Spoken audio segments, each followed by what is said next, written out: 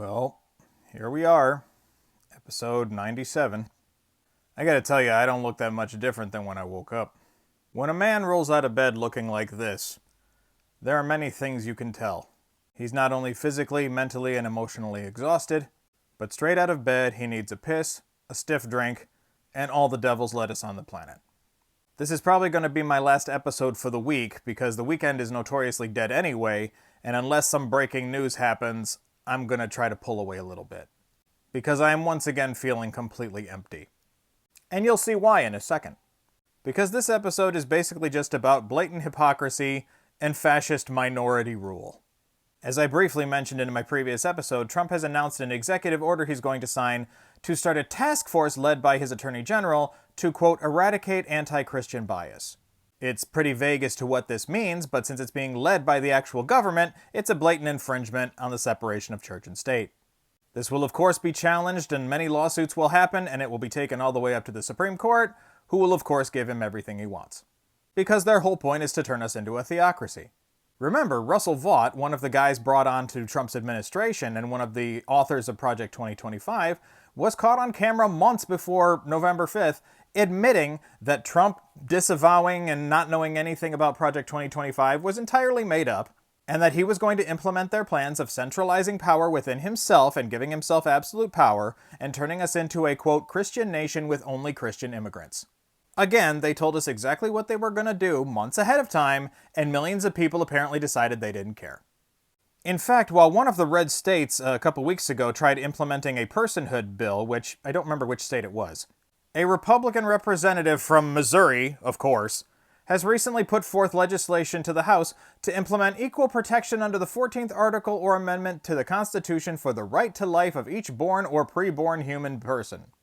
In other words, federally establishing personhood for an unborn fetus, thereby taking away all personal bodily autonomy rights from a pregnant woman, even if it kills her in the process. We told you this was going to happen months before November 5th, that they were going to make women second-class citizens. Many of them openly admitted that The Handmaid's Tale was their ultimate goal. And not only is this bill also a flagrant violation of the First Amendment, but it's also in violation of the 14th Amendment, which is why they're trying to change the 14th Amendment in the bill. And in saying that this new legislation shall interpret the 14th Amendment the way that they want, they will be blatantly taking away a woman's right to life, liberty, and property without due process.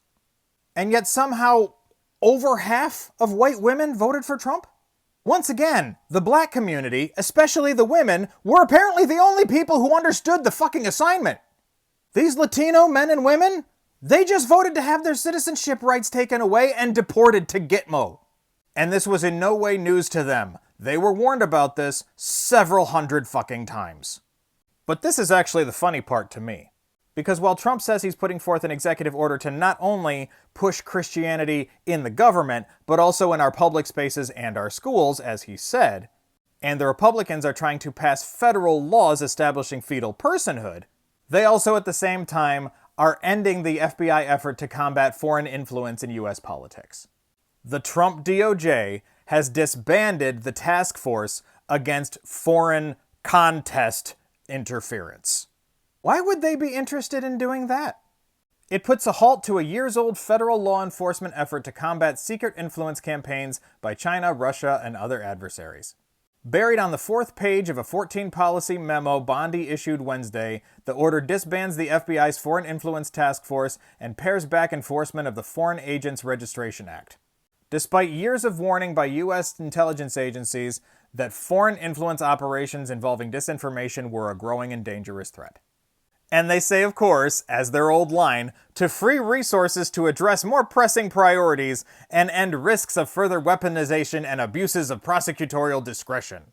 So in other words, to free up money for other priorities, like taking away women's rights, we're gonna stop caring about foreign authoritarians interfering in our beauty contests.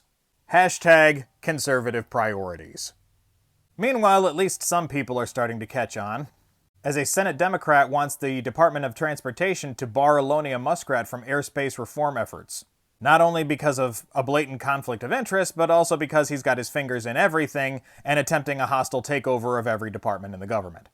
Also in Texas, a mural of Elon Muskrat was vandalized with DDD. All I can say is thoughts and prayers.